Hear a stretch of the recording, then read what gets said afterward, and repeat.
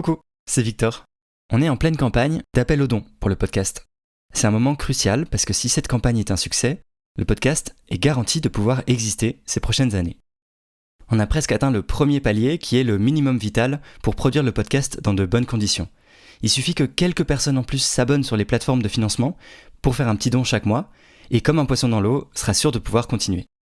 Merci beaucoup à toutes les personnes qui soutiennent le podcast et lui permettent d'être accessible et gratuit pour tous.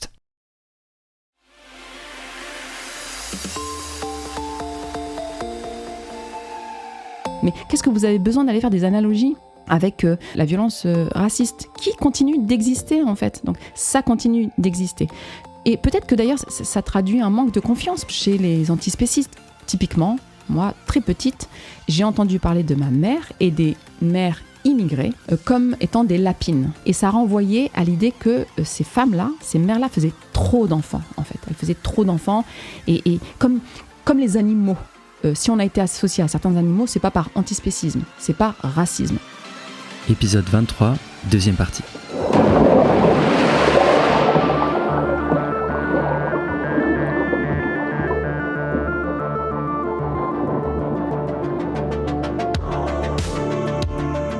Salut, moi c'est Victor Durand-Lepeuch. Et vous écoutez un entretien de Comme un poisson dans l'eau, le podcast contre le spécisme.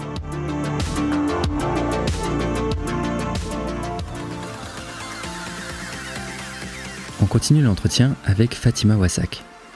Dans la première partie, on a vu notamment comment l'islamophobie peut être un obstacle de taille à ce que les personnes non blanches et ou musulmanes des quartiers populaires se sentent légitimes à lutter contre le spécisme et pour la libération animale.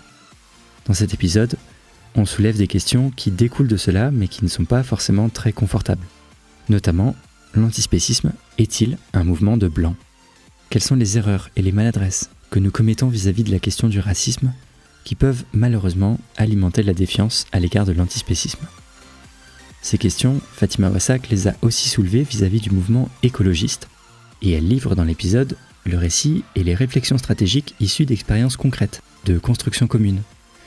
Par exemple, avec le collectif écologiste Alternatiba, avec qui le Front de Mer a cofondé la première maison de l'écologie populaire en France, Vert Dragon, face à des attaques islamophobes d'une violence inouïe. Je suis convaincu qu'on a beaucoup à apprendre de l'expérience et de la pensée de mon invité sur toutes ces questions.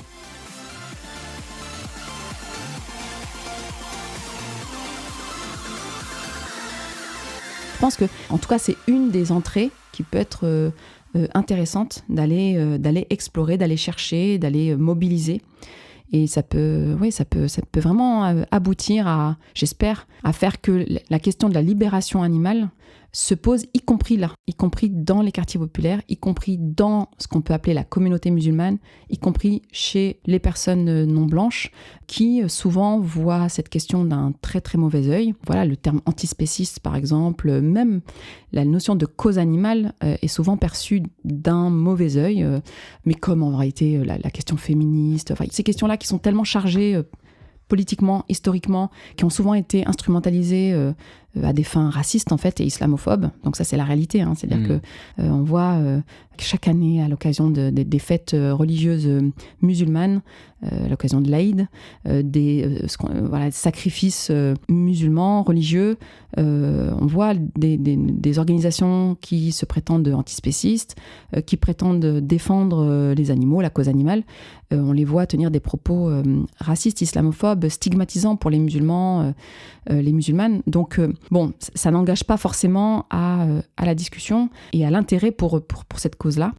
Il y a aussi, je pense, dans les milieux plus radicaux, de gauche radicale, milieux antispécistes, parfois soit des maladresses, soit peut-être aussi des propos racistes parfois, où en fait on va trop vite aller comparer, associer le sort des animaux non humains avec le sort des personnes non blanches. Et ça peut être vécu vraiment, surtout quand ce discours est porté par des personnes blanches qui ne sont pas antiracistes. Dire qui ont comme ça cette facilité à aller faire cette analogie, mais sans même... Donc pour être clair quand même, oui. je la mentionne juste que l'analogie, c'est l'analogie avec l'esclavage, par exemple. Oui, tout à fait. L'esclavage, ou on va dire, ou la colonisation, ou le racisme.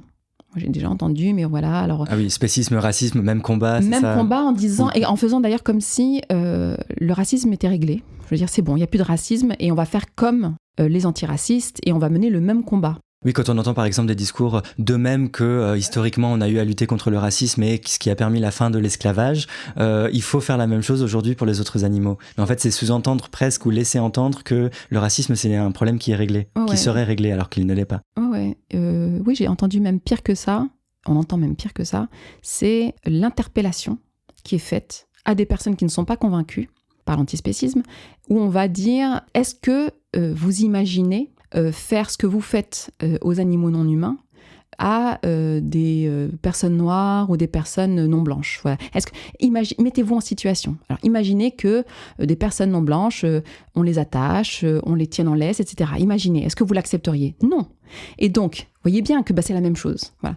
Et si, en fait, en réalité, on attache des personnes non blanches, on enferme des personnes non blanches, on les torture. Oui, c'est pas que des expériences de pensée, en fait. C'est encore des réalités. Mais c'est des réalités. Il y a des guerres impérialistes qui sont menées aujourd'hui et qui conduisent à des millions de morts. Des guerres impérialistes qui sont motivées par des représentations islamophobes. Je veux dire, la guerre en Afghanistan, la guerre en Irak. Je veux dire, et donc on bombarde des populations entières, sans faire d'ailleurs le tri entre hommes, femmes, enfants, voilà. Et on détruit donc des populations encore aujourd'hui. Donc faire comme si, en fait, les gens allaient être scandalisés du sort fait aux animaux non humains en comparant avec un sort passé fait aux personnes non blanches, enfin c'est complètement ridicule. C'est pour le moins inefficace. Voilà, moi c'est ça que je dis. Je dis mais réfléchissez 2 minutes. Je veux dire, vous avez quelque chose à dire sur le sort fait aux animaux non humains. Mais dites-le en fait. Parlez en tant qu'antispéciste. En fait, parlez de notre rapport en tant qu'humain aux non-humains et de la violence qu'on leur inflige et de la souffrance qu'on leur inflige. Je veux dire, en soi, mais c'est complètement légitime. Qu'est-ce que vous avez besoin d'aller chercher des expériences, des luttes que vous ne menez pas souvent ? C'est ça aussi le problème. Hein. Ce sont des luttes qui ne sont pas menées par les personnes qui en parlent. Mais qu'est-ce que vous avez besoin d'aller faire des analogies avec la violence patriarcale ou la violence raciste qui continue d'exister en fait. Donc ça continue d'exister. Chaque lutte pour moi... Et peut-être que d'ailleurs ça traduit un manque de confiance peut-être chez les antispécistes qui ont besoin pour légitimer la question antispéciste, d'aller chercher de la légitimation dans quelque chose qui est considéré comme étant plus légitime. La cause féministe ou la cause antiraciste. Ce qu'on vous répondrait, c'est que c'est très difficile en fait de mobiliser sur la question des animaux et que parfois dépasser le spécisme, ça demande presque de s'imaginer ces questions-là par rapport à des humains parce que justement il y a ce biais spéciste extrêmement ancré qui rend difficile, qui fait que globalement la grande majorité des gens s'en foutent complètement quand c'est des autres animaux qui sont concernés, mais sont plutôt convaincus qu'il faut lutter contre les oppressions intra-humaines. Oui. Alors ça, je comprends bien. C'est pour ça que j'ai parlé parfois de maladresse. C'est-à-dire qu'il y a une bonne volonté de départ, mais il y a de la maladresse. Alors là où c'est une maladresse et qu'elle n'est pas, à mon sens, elle ne conduit pas à quelque chose d'efficace, elle ne fait pas avancer la cause, c'est que d'une part, on s'adresse pour partie à des personnes non blanches qui, moi je vous le dis, qui vont être choquées, mais la quasi-totalité des cas, y compris d'ailleurs quand ce sont des personnes qui peuvent être conscientisées déjà, sensibilisées à la cause antispéciste. Pourquoi ? Ça passe pas en fait, comme discours. Alors ça passe pas, pourquoi ? Parce que quelqu'un comme moi, voilà, moi je suis une femme arabe musulmane, j'ai grandi dans un quartier populaire, je continue à vivre dans un quartier populaire.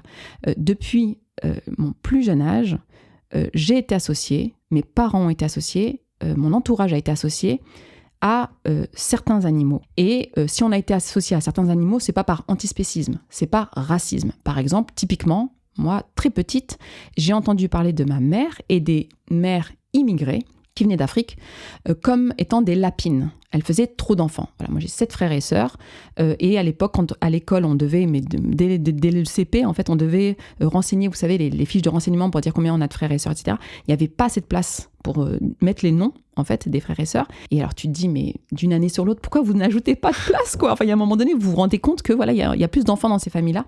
Et non, c'était fait vraiment, il y avait vraiment cette volonté, je pense, inconsciente évidemment, globale, mais de stigmatiser, et ça renvoyait à l'idée que ces femmes-là, ces mères-là faisaient trop d'enfants en fait. Elles faisaient trop d'enfants et comme comme les animaux. En fait, il y avait vraiment cette idée par l'animalisation, on stigmatisait exact. en fait. Et donc, d'où la lapine, en fait. Et vraiment ce terme.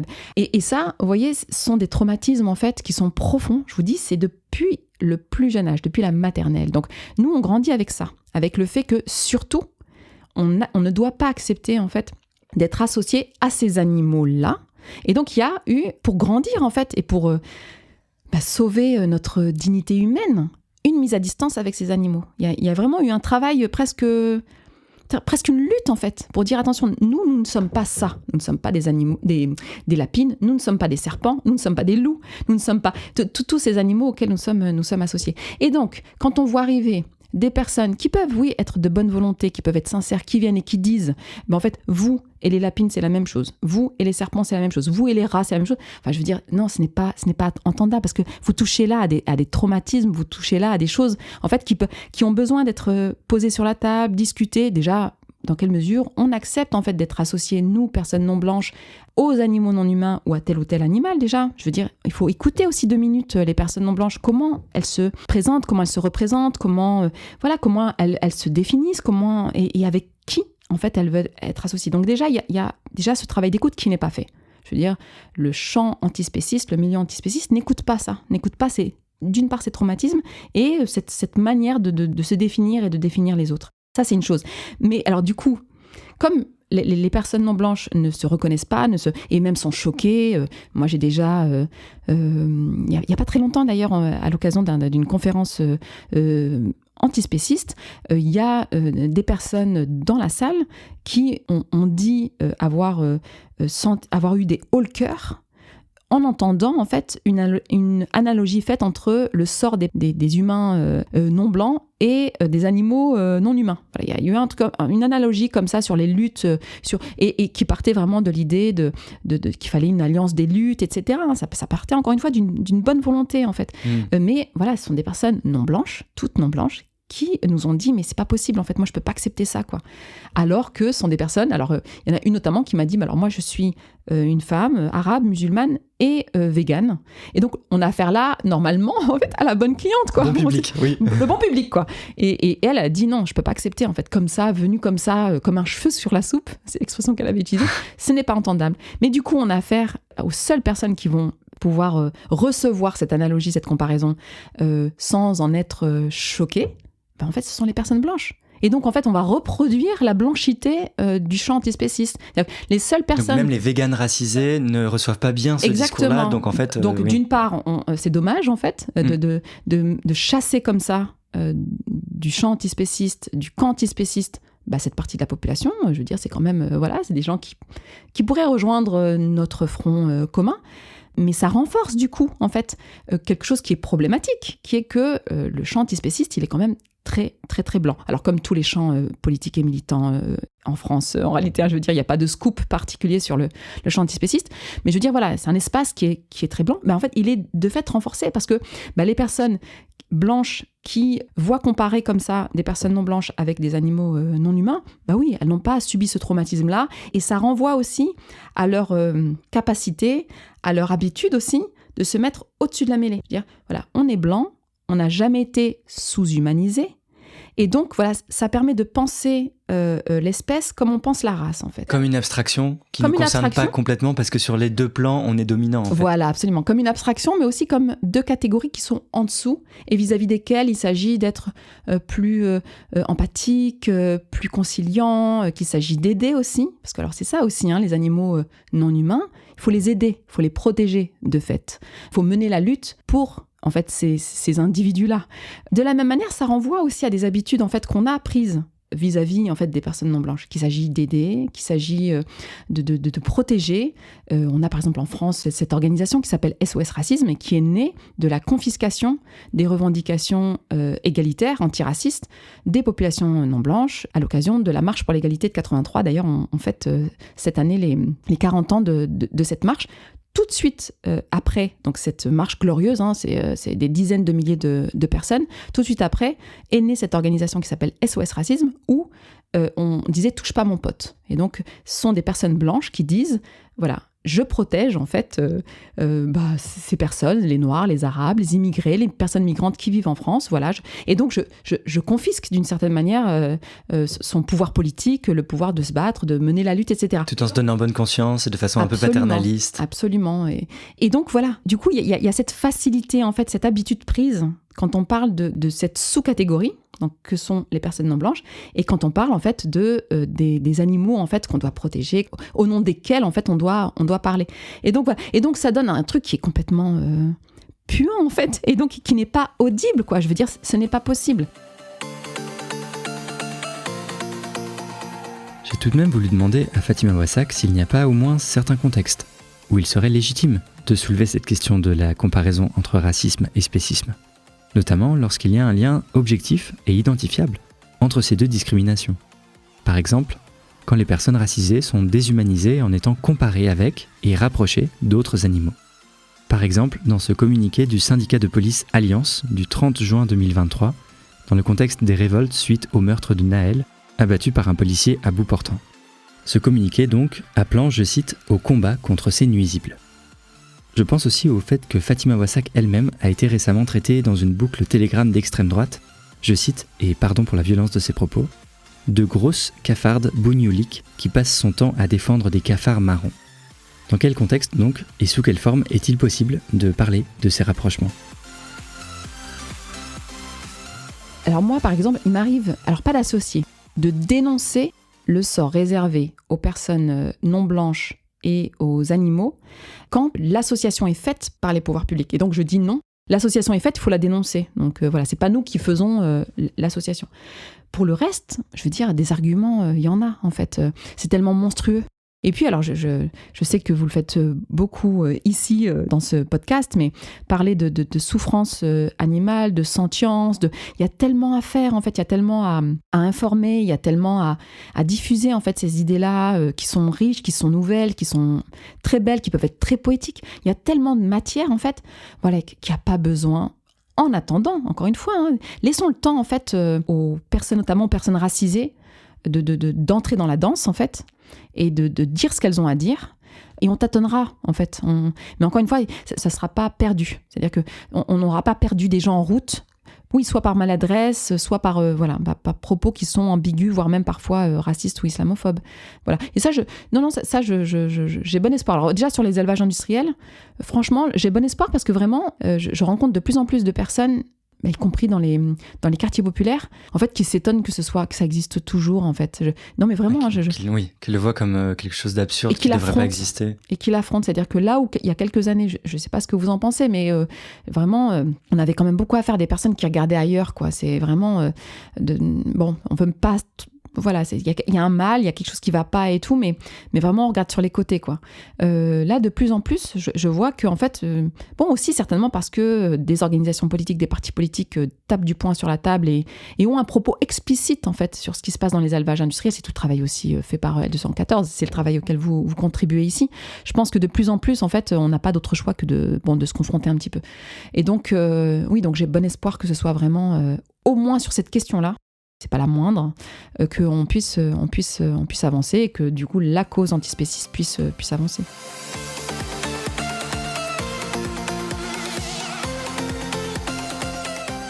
Peut-être, si vous voulez bien, on peut revenir un petit peu sur les obstacles que vous avez rencontrés dans vos combats, parce que ça mobilise aussi ce rapport un peu de la blanchité finalement de certains mouvements qui ont pu soit vous opposer des résistances, soit chercher à vous récupérer un petit peu. Et du coup, revenons sur cette fameuse fédération des conseils de parents d'élèves, SPCE, avec laquelle, au sein de laquelle en fait vous aviez cherché à faire avancer cette option végétarienne. Et initialement, et vous mentionniez cette conférence tout à l'heure, la viande, un mythe. La fin d'un mythe. La fin d'un mythe, voilà, merci.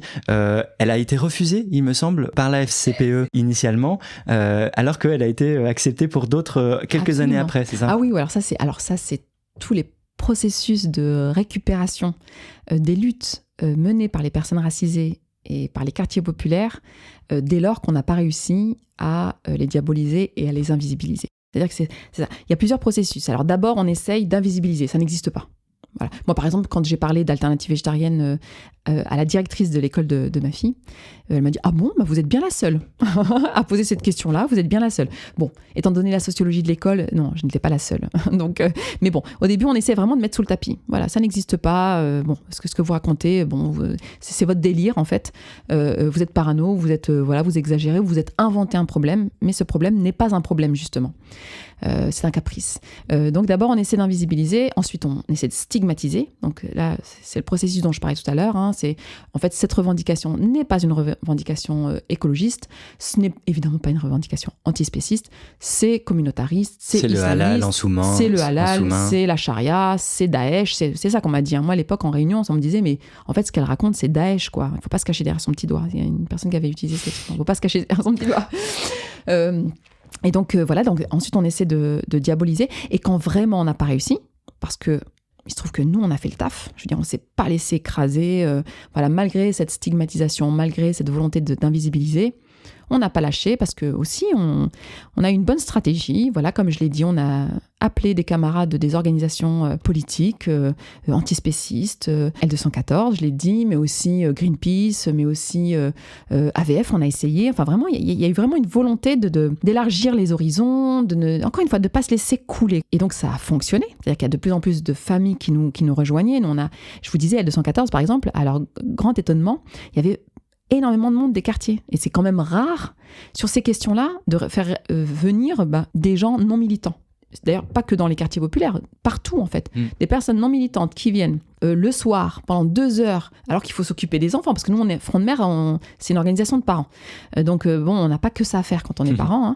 Et donc, venir comme ça, passer 2 heures, discuter, sans qu'il y ait d'intérêt comme ça immédiat, quoi. Je veux dire, c'est pas rien. Nous, on arrivait en fait à mobiliser. Nous, c'était des salles il y avait sur la viande de la fin d'un mythe, il y avait une centaine de personnes, par exemple, du quartier en question, etc. Donc voilà, donc il y avait du monde. Donc, ça marche. Voilà, on fait avancer ces questions-là, ça marche. Et là, évidemment, quand ça marche, non, la question, la lutte, le travail qui a été fait, c'est trop bien pour les personnes racisées.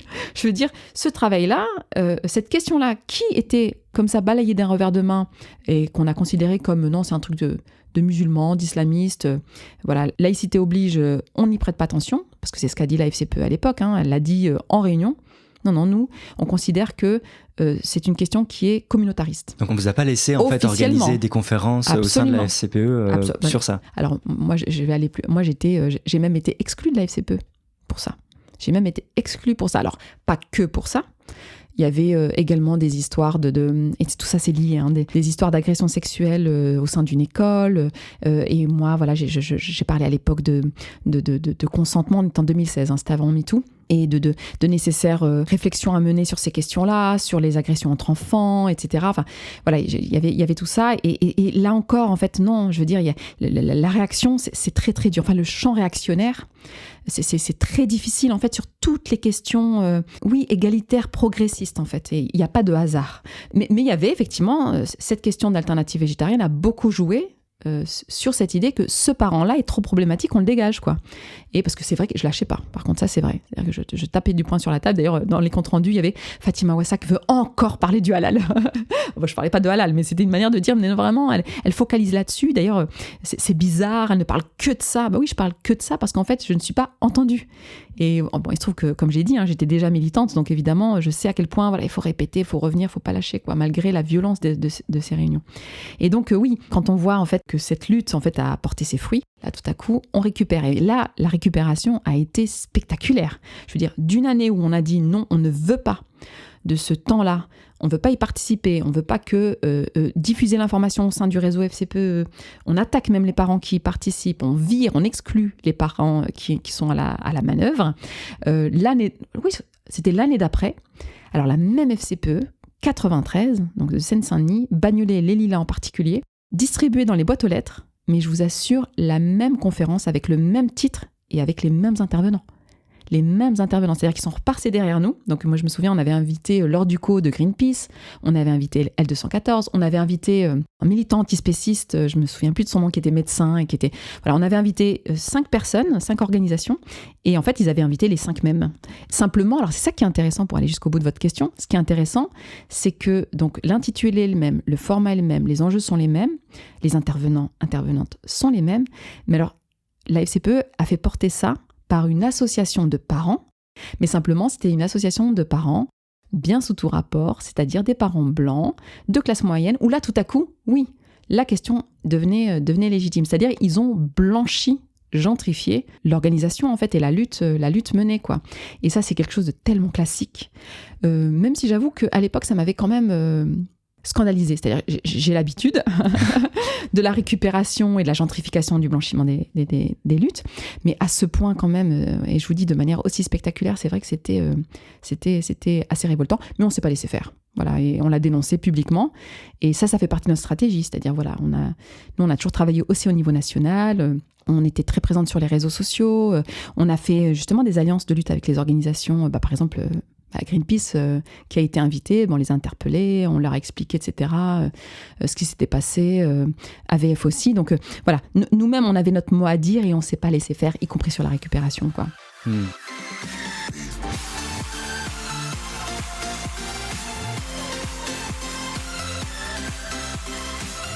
Il y a eu des résistances aussi du côté politique. Et ce qui peut paraître surprenant quand on ne connaît pas la situation dans les quartiers populaires, c'est aussi venu de partis politiques de gauche.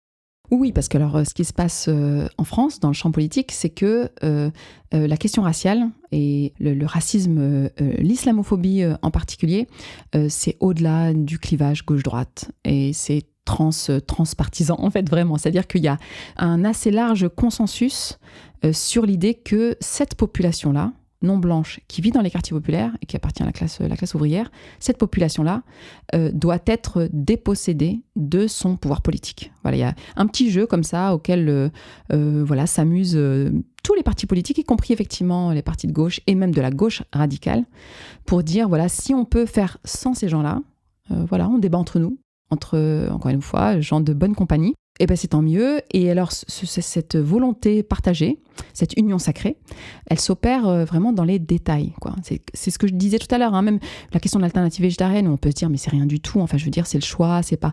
Non, on lâche pas. C'est-à-dire concrètement, c'est quoi les bâtons dans les roues que vous avez eus de la part... Oui, c'est des mails qui sont envoyés, c'est dès lors que des médias d'extrême droite qualifie notre projet, notre lutte de racialiste, de communautariste, d'islamiste, c'est de partager, par exemple. Donc nous, on a une gauche locale qui va partager Valeurs Actuelles, qui va partager même Français de souche, qui va partager CNews. Et ces élus locaux, ils se disent communistes, ils se disent membres de la France Insoumise, ils se disent écologistes, parfois même végétariens. Et donc voilà, c'est partager, mais l'air de rien. Par exemple, on va mettre sur les réseaux sociaux, on va partager un truc de Valeurs Actuelles, et puis on va mettre pour information.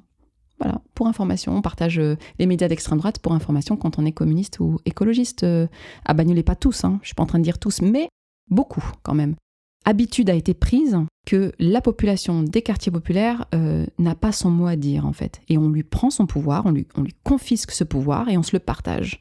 Parce que le pouvoir, c'est quoi ? Ce sont des revenus, sont des honneurs, c'est plus d'espace pour soi, c'est plus de privilèges, etc. C'est pas rien de confisquer en fait le pouvoir politique des quartiers populaires. Ça représente beaucoup de privilèges. C'est pour ça qu'on peut pas juste se dire non mais on va aller discuter, on va lutter contre les préjugés, on va lutter contre l'ignorance. Non, il s'agit bien d'une lutte en fait à mener, d'un rapport de force politique. Parce que vous allez arracher des privilèges en fait. Vous allez arracher du pouvoir, vous allez arracher des revenus, vous allez arracher de la respectabilité, des honneurs, etc. Donc c'est pas rien. Donc c'est dire que la lutte est ardue et de longue haleine, et évidemment elle va se mener sur du très très long terme. Les quartiers populaires avec des populations non blanches, c'est plusieurs décennies, c'est 70 ans de présence pour le moins en Seine-Saint-Denis par exemple. Les quartiers populaires en France de manière générale, c'est 40 ans avec les populations non blanches et musulmanes. Voilà, c'est 40 ans qu'il s'agit de détricoter, où en fait, encore une fois, habitude a été prise que un homme, une femme, non blanc, non blanche, qui revendique en fait une mesure d'égalité, l'habitude c'est de dire non mais tu n'as rien à dire parce que tu es islamiste, communautariste, etc. Voilà, il faut s'imposer, il faut convaincre les siens entre guillemets déjà, de dire mais il faut pas rester isolé dans notre coin en fait. C'est difficile parce que tout pousse à l'isolement, à l'assignation à résidence. C'est vraiment quand on dit le sort commun entre les animaux mis en cage et la manière dont on met en cage les personnes non blanches dans la même politique publique en réalité. Enfin, c'est vraiment comment on assigne en fait et on réduit au strict minimum l'espace de vie, quoi. Et ça, oui, il y a quelque chose là de très commun dans la politique publique, menée par les pouvoirs publics. Et donc, c'est compliqué de discuter, de créer du collectif, de créer du commun. C'est compliqué parce que déjà, par exemple, il n'y a pas d'agora dans les quartiers populaires. Il n'y a pas d'espace où on peut faire de la politique. On va parcelliser les espaces de plus en plus, on va résidentialiser, on va mettre des murs entre les personnes. On va créer de la haine raciste aussi, chez des personnes qui sont déjà racisées. Mais par exemple, on va dire, voilà, on va emmurer pour votre sécurité, pour vous protéger des Roms. Voilà, et ça c'est quelque chose qui se fait, je veux dire, et c'est porté par les pouvoirs publics. On va vous emmurer pour vous protéger de vos propres enfants, pour vous protéger des dealers, pour vous protéger des trafics de drogue, etc. Enfin, il y a aussi tout ce discours-là, en fait, où on oppose une population à une autre, les parents aux jeunes, les parents aux enfants. Et donc, voilà, tout tend, en fait, en réalité, à nous isoler. Il y a une politique qui est menée pour nous isoler et pour nous pousser à des stratégies individuelles qui sont mortifères. Donc, il y a tout un travail à faire pour dire, voilà, malgré l'assignation à résidence, il faut au contraire créer des espaces déjà pour retrouver du lien entre nous, pour discuter, pour faire de la politique. Il faut assumer de dire, nous, on veut faire de la politique. Nous, on ne veut pas être protégés par tel ou tel, par tel parti politique, par telle organisation politique. Nous, on veut s'auto-organiser. On a notre mot à dire, nous, en fait. Nous, on veut réfléchir, on veut produire de la pensée, on veut mener nos propres luttes, quoi. Et on ne veut pas de ce paternalisme puant, comme je le disais tout à l'heure. Et donc, il y a un travail, oui, à faire déjà dans les quartiers pour susciter ça, quoi. Donc, c'est pas une mince affaire. Mais c'est absolument indispensable, quoi. Parce que, voilà, avec la montée de l'extrême droite qu'on connaît aujourd'hui, qui n'y va pas avec le dos de la cuillère. Là, pour le coup, il y a une vraie spécificité dans le champ politique. L'extrême droite, c'est de dire ces personnes non blanches n'ont rien à faire ici. L'Europe est blanche et chrétienne. Ce sont des ennemis de l'intérieur. Il faut non pas seulement les assigner à résidence, il faut même les faire remigrer, donc avec cette belle formulation qui est la remigration, pour éviter le grand remplacement. Voilà, donc il y a aussi cette urgence-là, en fait, qu'on doit prendre en considération. Et donc voilà, il faut passer la deuxième, quoi. Sur tous les combats qu'on peut mener. Et donc, vous les avez énumérés tout à l'heure. Il y a le combat antiraciste qu'il faut mener, mais je pense que oui, il faut mener dans le même élan, en fait. Il faut réussir à mener un combat antiraciste, certes, mais féministe également. Tous les combats de libération, en fait. Et pour moi, le combat antispéciste, ça fait partie de ces combats de libération.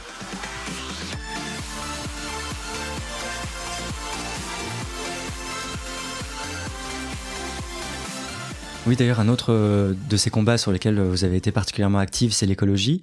Et sur ces mêmes combats, vous avez de même reçu beaucoup de bâtons dans les roues et eu à subir beaucoup de résistance, notamment au moment de la création de Vert Dragon. Vert Dragon, c'est la première maison de l'écologie populaire en France. Alors déjà, peut-être que d'abord, vous pouvez nous dire ce que c'est en fait une maison de l'écologie populaire. Et après, ce sera l'occasion de dire que là aussi, au moment de la création, vous avez eu des bâtons dans les roues, et cette fois-ci même de la part de partis dits de gauche à l'échelle nationale. Oui, parce que alors, une maison de l'écologie populaire, c'est quoi ? C'est un petit peu de terre, un peu d'espace pris pour s'auto-organiser. Voilà. C'est-à-dire que cet espace qui manquait, que vous disiez justement de ne pas avoir d'agora, là c'est l'occasion d'en créer une. Alors d'une part, mais c'est aussi la condition essentielle, indispensable pour s'organiser politiquement. Je veux dire, il faut un lieu pour s'organiser politiquement. Il faut un petit peu de sous, il faut de la détermination, mais il faut un lieu. Alors nous, Front de Mer, pendant des années, par exemple nos réunions, on les faisait chez nous.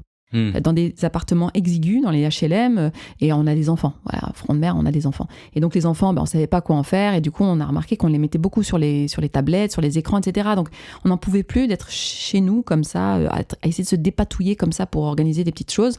Il se trouve aussi que lorsqu'on voulait organiser cette fameuse conférence, par exemple sur la viande, la fin d'un mythe, c'était l'une des premières, mais toutes les autres qui ont suivi, les ateliers, en fait on a cherché à les organiser dans les salles municipales. Nous y avions droit, puisque nous étions association 1901 de Bagnolet, et en fait voilà, on n'y avait pas accès, soit parce que notre demande n'était même pas prise en considération, on envoyait des mails, on n'avait pas de réponse, soit à un moment donné, quand même on a suffisamment tapé du poing sur la table pour être entendu, on avait des réponses, mais alors c'était oui jusqu'à la veille, où c'était non, finalement il y a des travaux dans les toilettes. C'est un peu l'argument qu'on nous sortait à chaque fois, c'est voilà, des travaux dans les toilettes, d'où d'ailleurs cette histoire de pique-nique végétarien, c'est venu de là, c'est parce qu'en fait on avait invité des organisations qu'on avait fait venir d'ailleurs, etc. Et en fait, on pouvait pas annuler. Et on se disait, c'est pas grave, s'il pleut pas, c'est pas grave, on va faire un pique-nique.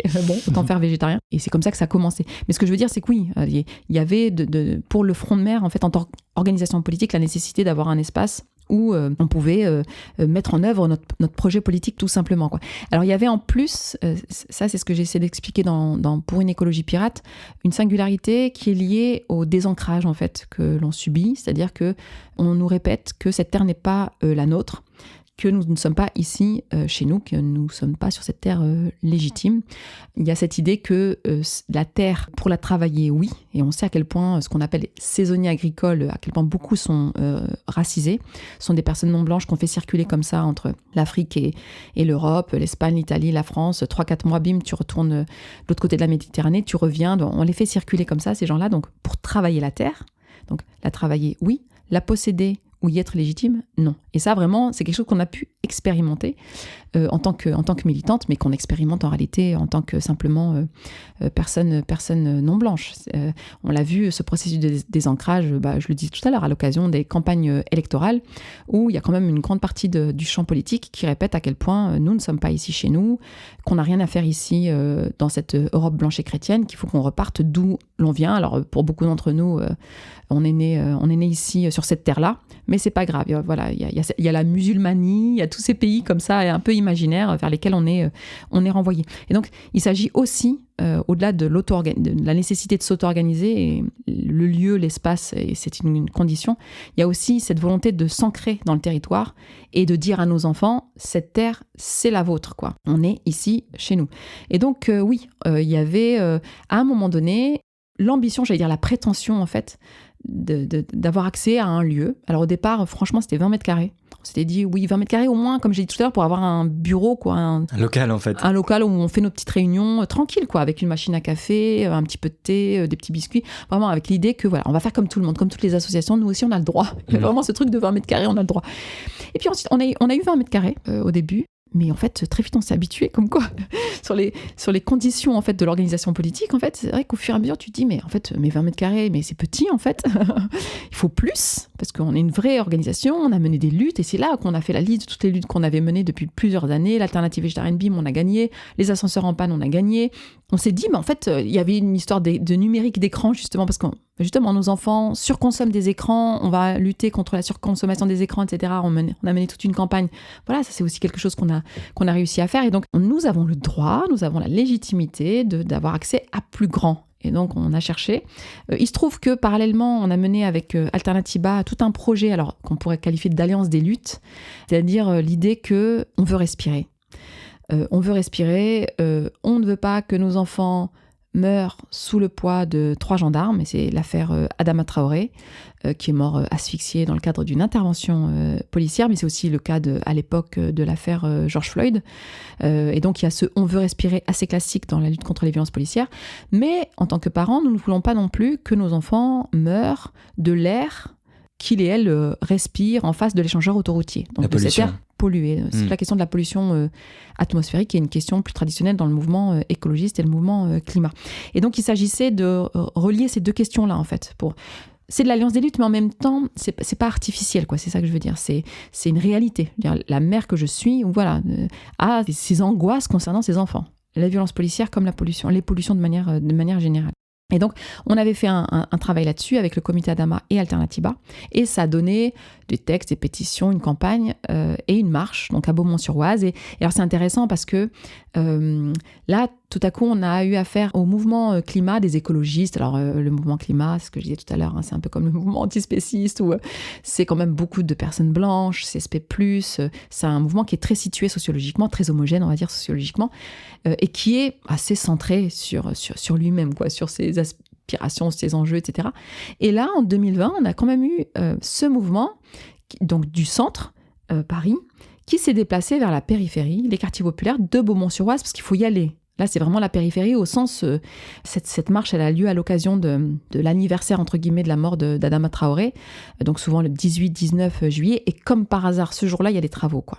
Il y a ces histoires de travaux, c'est toujours ce qu'on met dans la tête des personnes racisées pour les empêcher de s'organiser politiquement, mais là, comme par hasard, il y a des travaux, donc c'est vraiment la croix et la bannière pour pouvoir accéder à à Beaumont-sur-Oise. Il faut vraiment le vouloir pour venir, quoi. Et donc, c'est une vraie alliance des luttes au sens où, oui, le centre va vers la périphérie. C'est pas la périphérie qui est invitée à venir rejoindre le front du centre. Ça, c'est quelque chose que je dénonce. Je dis, on n'a pas que ça à faire, en fait, que de venir défendre les intérêts du centre.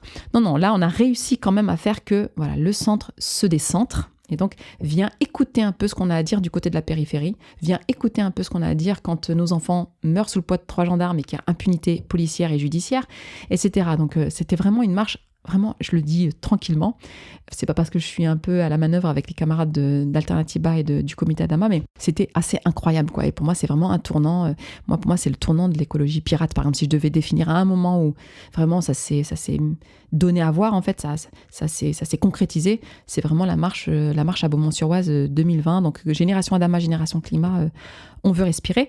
Et on a pris nos habitudes, du coup, parce que c'est ça aussi, les relations, l'alliance des luttes, c'est aussi des histoires d'amitié, en fait, militante, en fait, et de confiance, et de comment on travaille ensemble, et comment, quand on mène des luttes communes, on s'est embrouillé, parce qu'il y a des tensions, il y a des conflits, hein. Je veux dire, les rapports sociaux de domination, c'est pas rien, et donc ils se rejouent, en fait, dans l'interorga, ils se rejouent même entre les personnes, mais qu'on a réussi à passer outre, on a réussi à régler, on a réussi... Et donc, c'est des tensions, mais en même temps, c'est des solutions, c'est des compromis, en fait, et donc, ça donne, à un moment donné, l'idée de se dire, mais ce serait super qu'on puisse avoir un lieu pour pouvoir montrer à quel point c'est compliqué de faire de l'écologie populaire, parce que c'était ça l'idée. C'était pas tant de dire on va donner à voir l'écologie populaire dans sa réussite, sa gloire.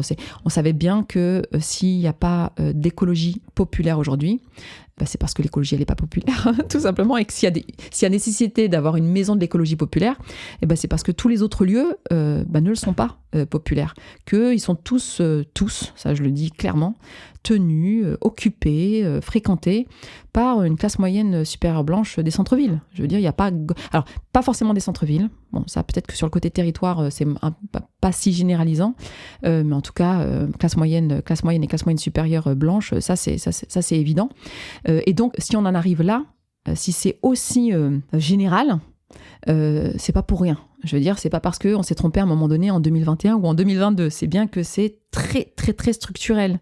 Et donc, c'est pas juste la petite organisation Front de Mer et la petite organisation Alternativa qui, du jour au lendemain, va réussir à faire que, ça y est, on a réglé le problème, on a un super projet d'écologie populaire à donner à voir au monde. Non, nous, on savait bien que ce qu'on allait donner à voir au monde sont des échecs, en fait, des attaques, des problèmes, des tensions, des conflits, etc. Et donc, c'est pour ça qu'on voulait le lieu, au moins pour dire, voilà pourquoi ça bloque. Voilà ce qui marche pas, quoi.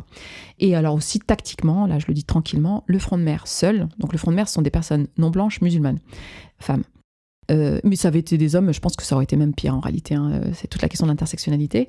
Des femmes musulmanes non blanches qui veulent s'auto-organiser, qui veulent un lieu pour le faire, autant dire que impossible d'avoir gain de cause, quoi, de réussir. Et donc oui, tactiquement, il y avait besoin pour le Front de Mer, mais ça, on en a discuté avec Alternativa, c'est ça qui est génial, quoi. Ça fait partie de notre stratégie commune. On avait besoin qu'Alternativa soit là, dans les parages, soit dans la co-organisation, dans la co-gestion du lieu, pour pouvoir prétendre au lieu. Ça c'est évident. Et donc, on a obtenu le lieu. Je le dis aussi en passant, mais on l'a obtenu, évidemment, grâce à un rapport de force politique. On l'a obtenu parce que Bagnolet, c'est une ville où on lutte depuis longtemps, et c'est des luttes, moi je l'ai fait mienne, hein, je suis héritière de ces luttes communistes menées par la CGT, menées par le mouvement des travailleurs arabes, parce qu'il y a le mouvement des travailleurs arabes qui était là il y a longtemps à Bagnolet. Voilà, c'est des luttes qui sont là et qui sont, on va dire, un terreau favorable dans lequel nous, on profite en fait du travail mené par les anciens, par les anciennes, par les gens qui étaient là dès les années 70. Par exemple, le MTA, c'est les années 70, 80 à Bagnolet. Et donc, on profite de ce terreau favorable. On profite aussi en réalité, ça je le dis rapidement, mais je le dis quand même parce qu'il ne faut pas rêver, d'une stratégie électorale. C'est qu'à un moment donné, mais je pense que ça peut être intéressant pour le champ antispéciste, à un moment donné, on s'est dit, l'auto-organisation, c'est très bien, nous sommes des révolutionnaires, nous sommes des militantes révolutionnaires. Voilà, nous avons un projet qui est radical de renversement de la société, de rupture en tout cas avec la manière dont fonctionne la société, c'est-à-dire avec des rapports de domination, d'oppression, de classe, de genre et de race. Donc c'est pas rien comme projet politique, mais à l'époque, il y avait quand même une réflexion autour de l'idée que, et d'ailleurs depuis le début en fait, qu'il fallait surtout pas se laisser enfermer dans les caves. Et qu'au contraire, il fallait chercher absolument à avoir un pied dans l'institution. Et donc, il y avait cette idée que je répète dans mes livres, un pied dans le quartier, un pied dans l'institution. Le pied dans le quartier, c'est l'autonomie politique, l'auto-organisation. Le pied dans l'institution, c'est une stratégie électorale qui consiste à envoyer des élus, enfin en tout cas des militants. Parmi nous, il y a des militants, des militantes, et voilà, il faut faire une liste citoyenne. Et alors soit voilà, la liste gagne l'élection, ça s'est pas passé, mais ça serait super, et j'espère que ça va arriver ailleurs, et c'est très bien, parce que alors là, tout à coup, mais tout se libère, quoi. Soit, même si elle ne gagne pas, il y a une histoire d'alliance avec les autorités en place, le pouvoir en place, etc.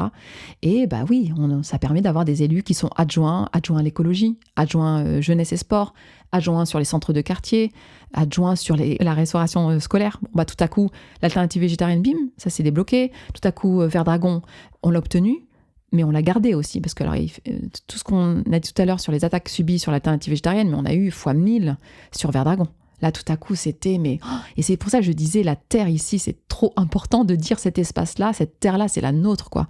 Et on n'est pas chez nous. Même à l'échelon national, en fait, il y a une sorte de backlash. Ça a été, mais on se dit, mais c'est pas possible. C'est pour ça que je dis, tout est dans le détail. C'était quoi? C'était un secrétaire général de parti? Ouais, c'était... Alors, celui qui a lancé les hostilités, c'est le député du coin, voilà, qui est député France Insoumise. Ça peut paraître étonnant, hein, mais vraiment, alors lui, il a été interpellé, le maire de la ville, les adjoints, pour dire, mais il faut surtout pas laisser ce lieu à cette organisation Front de Mer. Alors, c'était moi qui étais visée en particulier, parce que alors, j'étais la plus militante, la plus connue, en fait, dans l'organisation, en mobilisant des arguments clairement d'extrême droite, des arguments racistes, qui consistaient à dire que mon vrai projet... Une fois de plus, l'islamisation. C'était précis. Alors, ce qu'il a dit précisément, c'est, en fait, tout le monde sait bien que son vrai projet, c'est de séparer les enfants musulmans des enfants non musulmans dans les réfectoires. C'est ça son vrai projet derrière l'alternative végétarienne. Enfin, voilà. Et il a dit ça, il a interpellé en fait les élus là-dessus. Donc c'est pour ça que je dis il a lancé les hostilités. Alors, dès qu'on a annoncé le lieu, en fait, l'inauguration du lieu, parce que alors, le lieu on l'a eu en janvier 2021, on a attendu un petit peu de bien tout préparer, et puis on a inauguré en juin. Alors il y a eu un front de mai en mai, voilà, pour situer un petit peu. Mais alors dès qu'on a annoncé publiquement, ça y est, on a ce lieu-là, il s'appelle Verdragon, et voilà le texte, etc. Alors là, ça s'est agité de toutes parts. C'est pour ça que je dis tout est dans le détail. On avait l'impression qu'on avait occupé la moitié de la France, quoi. Parce que, alors pour nous, 1000 mètres carrés, c'est énorme. C'est vrai que 1000 mètres carrés, c'est, à mon sens, hein, c'est aujourd'hui les seuls mètres carrés. Alors, je mets l'après-m dans le coup. Alors, Verdragon et l'après-m, ce sont les seuls mètres carrés qu'on a réussi à récupérer, nous, militants des quartiers populaires, militants antiracistes, militantes féministes, etc. C'est les seuls, en fait, mètres carrés. Donc, on peut se dire, mais c'est pas grand-chose, du coup. Si c'est qu'à Bagnolet, dans ce quartier-là, je veux dire, la France est large et grande, non, même ces mètres carrés-là, c'est 963 mètres carrés, parce qu'ils répétaient ça, 900, parce que moi je pensais 1000, j'arrondissais comme ça haut, toute méditerranéenne que je suis, j'arrondissais au-dessus, donc c'est 1000 mètres carrés. Non, ils étaient précis, et c'est là que vraiment on sent que chaque mètre carré compte, quoi. Chaque mètre carré est un mètre carré de trop. C'est 963 mètres carrés à ces dames, à ces femmes qui sont islamistes, etc. Alors vous me disiez concrètement comment ça s'est traduit. Ça s'est traduit par des équipes de CNews qui étaient là devant Verdragon, alertés par la gauche locale, parce que alors CNews, parce qu'il n'y a pas d'extrême droite à Bagnolet. Il y a d'extrême droite évidemment, j'en parle là, mais elle n'est pas officielle. Elle se fait appeler membre du PCF, membre de la LDH locale, la Ligue des droits de l'homme. Il y a des personnes qui ont un comportement, des pratiques, un discours d'extrême droite là-dedans. Mais il n'y a pas une extrême droite organisée, officielle, on va dire. Ces gens-là, en fait, ont alerté. Franchement, c'est ça, ce sont des lanceurs d'alerte. Ça existe dans ce sens-là aussi. Ils ont alerté donc les médias d'extrême droite, donc typiquement CNews. Donc on a vu débarquer devant Verdragon. Et alors c'est marrant parce que CNews, parce que je pense qu'ils sont sincères quand même CNews dans leur truc en fait, parce que pour eux, quand vous leur dites qu'il y a des islamistes là qui occupent un lieu, etc., ils vont islamiser la France, un danger, c'est des terroristes. En fait, ils s'attendent vraiment à voir vraiment Daesh en image en fait. Sauf que c'est marrant, on rigolait parce qu'en fait du coup c'était nous en fait, oui. À Verdragon, et du coup c'est alors il y a nous déjà, il y a le Front de Mer, et nous sommes des êtres humains en fait, du coup voilà, on n'est pas ces monstres en fait décrits dans les médias d'extrême droite. Et puis Alternativa surtout, parce qu'Alternativa, c'est ça qui est rigolo en fait. C'est des bon, je pense pas rabaisser, stigmatiser les camarades d'Alternativa, mais bon, c'est des blondes aux yeux bleus, avec des petites lunettes, voilà, bon, ouais, une sorte de frange, des petites baskets Véja, enfin, c'est... Bon, ça aurait pu être les enfants, en fait, des journalistes là qui sont à CNews, quoi. Enfin, et du coup, ça n'allait pas. Et alors, du coup, c'est marrant parce que les images qui étaient diffusées sur ces médias, donc CNews, LCI aussi, c'est LCI qui était sur nos côtes et qui organisait des débats sur nous, plusieurs, etc., des interviews. Mais en fait, les images qu'il y avait, en fait, c'est marrant parce que c'était un lieu sans personne. On filmait le lieu et donc voilà, et puis avec une musique comme ça qui fait peur, mais il y avait personne. On avait le choix avait été fait de ne pas filmer les individus parce qu'en fait, si on avait filmé les individus, ça aurait humanisé le lieu et la cause et ça aurait pu donner une apparence un peu de normalité en fait. Et justement pas, il fallait justement diaboliser, dire que c'était des gens horribles et laisser libre cours comme ça à l'imaginaire des spectateurs ou des auditeurs, quoi. Et du coup voilà, donc voilà, il y a eu ces images là qui ont été diffusées et alors ça a duré quand même plusieurs jours. En fait, en tout ça a duré 3 semaines, mais alors il y a eu plusieurs jours où c'était vraiment, je sais pas si vous connaissez Pascal Praud, parce que moi j'ai découvert du coup à cette occasion, mais j'ai même pas la télé. Animateur d'une des émissions de CNews. Voilà, et qui a fait 3 jours sur nous. En fait, c'était le débat qui était organisé. Alors, je me souviens d'un bandeau comme ça qu'ils mettent sur ce type de médias. C'était le drapeau vert de l'islam flotte sur Bagnolet. Non, alors, pardon, le drapeau vert, entre parenthèses, de l'islam. Le drapeau vert, vous pensez écologie, mais non, c'est l'islam. Le drapeau vert de l'islam. Enfin, c'est parce que c'était très marrant. Parce que ça peut être marrant aussi, hein, le fascisme. Mais le drapeau vert de l'islam flotte sur Bagnolet. Et donc, du coup, pendant des émissions qui pouvaient durer 2 heures, il y avait des gens... beaucoup de gens qui nous attaquaient. Il y avait parfois une personne qui disait « Ah bon, pas tant que ça, etc. » Bon, c'est un peu le jeu de ces débats complètement piégés, quoi, où il y a quand même une personne souvent qui joue un peu le rôle de la personne un peu plus gentille, un peu plus empathique. Mais quand même, il y a eu nos noms. Alors moi, c'était mon nom en particulier quand même, qui était comme ça balancé. Ça c'était novembre-décembre 2021. Donc c'est monté. Et vraiment, novembre-décembre 2021, là, ça a été horrible, quoi. C'était... on était définis comme étant des terroristes. Moi, je me souviens qu'à l'époque, c'était vraiment le danger terroriste en France. Il se situait en Seine-Saint-Denis, dans le 93, à Bagnolet. Et ces médias et cette gauche locale ont essayé de faire monter la sauce. Ça s'est traduit aussi par des gens bien sous tout rapport. C'est pas du tout les personnes... qu'on qualifie de nazis ou d'éco-fascistes ou dans les médias. Non, ce sont des personnes parfois qui sont profs, qui sont designers, architectes, qui travaillent dans le numérique, voilà, et qui allaient mettre des affiches. Alors, parce que avant, dans les années 70-80, les affiches, elles étaient beaucoup plus directes, quoi. C'était, je ne veux pas sortir des termes répugnant sur les personnes non blanches, mais c'était dehors les voilà, et c'était cash, et c'était bon. Là on est de gauche en plus la plupart du temps, donc là il faut pas être ni vulgaire ni utiliser comme ça ces mots xénophobes. Non, là on dit il faut chasser ces personnes là de Verdragon, parce que ce sont des dangers pour la République, pour la cohésion sociale, pour le vivre ensemble, voilà. Donc autant de termes comme ça de gauche, un peu comme ça. Et c'est des gens qui allaient placarder ça tout autour de Verdragon. Donc vraiment, c'est dire le rapport colonial en fait, et l'enjeu colonial qui se jouait, l'enjeu de la terre. C'est voilà, nous on occupe un peu. Donc on a un peu de place et on dit ça va mieux, on est ici chez nous, et puis ça nous permet aussi de dire concrètement à nos enfants là on est en train d'avancer en fait, cette terre c'est la nôtre, vous êtes nés ici, cette terre vous l'habitez. C'est la vôtre et vous la protégez et elle vous protège, etc. Et en face, tout de suite, on récupère de l'espace. C'est-à-dire, on va mettre des affiches comme ça tout autour de Verdragon pour dire non, il faut les dégager, il faut les chasser. Et alors l'objectif vraiment précis, parce que ce sont des gens qui se levaient le matin à 6h du matin pour aller mettre aussi des tracts dans les boîtes aux lettres, à 3 reprises quand même. Donc, ça a un coût tout ça, c'est du temps, faut avoir l'énergie de faire ça, quoi. Mais c'est des gens qui voulaient absolument... Je pense non seulement nous chasser, mais qui voulait aussi, moi je parle de Hogra pour une écologie pirate. Alors Hogra, c'est un terme arabe pour dire l'humiliation, la volonté, souvent institutionnelle, de sous-humaniser. Il y a une autre expression en rifin, Skt Adothmoth, qui veut dire faire passer sous terre en fait. Alors, et ça fait penser aussi aux damnés de la terre de Frantz Fanon. Bon, il y a tout un travail là-dessus. Mais c'est vraiment, c'est comment on humilie de manière totale, quoi.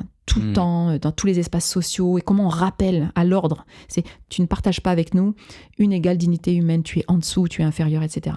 Et en fait, ce qui se jouait, c'est clairement ça. C'est-à-dire, on a eu affaire à des personnes qui étaient là pour nous chasser et pour nous faire la hogra, comme on dit. C'est-à-dire vraiment pour nous obliger, nous qui étions à l'intérieur donc, enfin c'est visuel ce que je dis, mais c'est vraiment pour qu'on se rende compte en fait de la guerre de territoire qui se jouait, même à cette échelle-là, même dans ce détail-là, à Bagnolet. Mais l'idée, en fait, ce qui était recherché, je pense assez clairement, c'est qu'on sorte avec nos valises, avec nos gosses, et qu'on soit chassés, quoi. Chassés de Verdragon, mais c'est comme si on nous chassait de France, en fait, de cette France légitime, respectable, quoi. Et vraiment, je pense que c'était ça qui était voulu. C'est quelque chose de très spectaculaire avec la police, avec les autorités, etc. Et nous, en larmes, bah évidemment, tu vois, t'es humilié comme ça, t'es chassé d'un lieu, donc en larmes, etc., avec toutes nos affaires, et on déménage, et on prend nos gosses sur le dos, et tant pis, et on rentre chez nous, dans nos petits appartements, et du coup, c'est un échec sur lequel, voilà, il faut continuer à vivre, quoi. En fait, mais non, en fait, on est que de la merde, en fait. Et c'est aussi, je pense, un message aussi qu'on cherche à signifier à nos enfants. Vos parents, en fait, c'est rien du tout, en fait. Ils pèsent rien, ils valent rien. Regardez comment on les a chassés. Et ces femmes, ces mères, voilà, c'est aussi comment on cherchait à chasser les folles de la place de Mai, les folles de la place Vendôme. Elles n'ont pas à être là dans la place publique. Donc vous, leurs enfants, en fait, vous n'êtes rien du tout non plus. Enfin, je pense que c'est vraiment cette opération-là qui a été recherchée, quoi. Alors moi, je le dis comme ça rapidement, j'ai passé les pires semaines de ma vie, mais vraiment. Mon entourage peut témoigner que je dormais plus, en fait, parce que justement, j'avais peur de ça. Je me disais, mais comment on va se remettre de ça, en fait? C'est-à-dire que pour l'instant, on a eu des victoires et on n'a jamais lâché, mais comment notre cœur va supporter cette humiliation totale, en fait, parce que on peut esquiver l'humiliation. Je veux dire, il y a des fois où, stratégiquement, quand on sait qu'on va être humilié, qu'on va être abaissé, qu'on va être pointé du doigt et qu'on ne pourra pas faire grand-chose d'autre, en fait, on esquive et on fait autrement. Mais là, pour le coup, on était déjà à Verdragon. Et alors oui, ce que j'ai pas dit, c'est que pourquoi novembre-décembre ? C'est parce qu'on a signé un bail précaire qui arrivait à terme en décembre. Et ça, nos ennemis le savaient. Et donc, en fait, il suffisait... Il y avait la volonté de ne pas faire renouveler le bail. Voilà, par le maire. Et le maire, on maîtrise pas, en fait. Et alors, je tiens à dire aussi, d'où l'intérêt d'avoir un pied dans l'institution, que le maire de la ville de Bagnolet a tenu la route. Il a subi, lui, un peu comme le maire de Saint-Brévin, là, dont on parle beaucoup en ce moment, et qui a subi des pressions pour le dissuader d'ouvrir comme ça un centre d'accueil pour les demandeurs d'asile. De la même manière, le maire de Bagnolet, on lui a mis une pression mais incroyable, y compris de la gauche. L'extrême droite, je l'ai dit, CNews, etc., mais même de la gauche locale, quoi. Et des écologistes qui lui ont envoyé des mails. Il y a par exemple la Ligue des droits de l'homme, la section locale de la LDH. On a un courrier, nous, voilà, on a une preuve où la Ligue des droits de l'homme locale, section Bagnolet-les-Lilas, envoie un courrier, donc encore une fois signé de la LDH, de ce cadre de la France Insoumise, en fait, qui est aussi à la LDH, qui envoie un courrier au maire de Bagnolet pour dire il faut les chasser de ce lieu, il ne faut pas renouveler le bail. Et donc on prenait un risque... Mais bon, voilà, moi je me disais, on s'en remettra pas, en fait. Je veux dire, de cette humiliation-là, on ne s'en remettra pas. Alors après, on était suffisamment déterminés pour se dire, voilà, de toute façon, on bougera pas d'ici. Moi, j'avais déjà... Mais bon, ça, on peut pas maîtriser totalement parce que ça coûte beaucoup, en fait. Voilà, on peut pas... Bon, quand on est une personne non blanche... installer une ZAD quelque part, non, c'est pas si simple, en fait. Les représailles sont bien plus importantes que quand on est une personne blanche. Et du coup, voilà, c'est ça qu'on maîtrisait pas, donc voilà, mais on s'est battu, voilà. Et par exemple, alors je le dis aussi, mais ok, certes la section locale de la LDH a été lamentable et a participé vraiment à cette chasse, en fait. Mais alors la LDH nationale, elle, au contraire, je pense aussi pour se désolidariser de sa section locale, a mené une campagne, a produit un texte, une tribune, etc., pour nous soutenir. Et nombre de personnalités écologistes, antiracistes, féministes nous ont soutenus, ont signé donc ce texte pour qu'on puisse se maintenir dans le lieu à Verdragon. Et notre détermination, etc., et le rapport de force locale, etc., ont fait que... Verdragon a tenu. On a tenu, et le bail, donc, très concrètement, a été renouvelé. Voilà. J'espère que vous trouvez autant que moi ce que dit Fatima Wassak passionnant.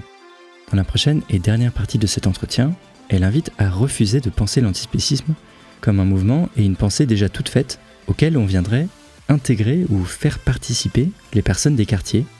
Et elle esquisse, à l'inverse, les points forts de ce que peut être un antispécisme pensé depuis ces quartiers populaires. À dans 2 semaines pour ce programme. Bisous.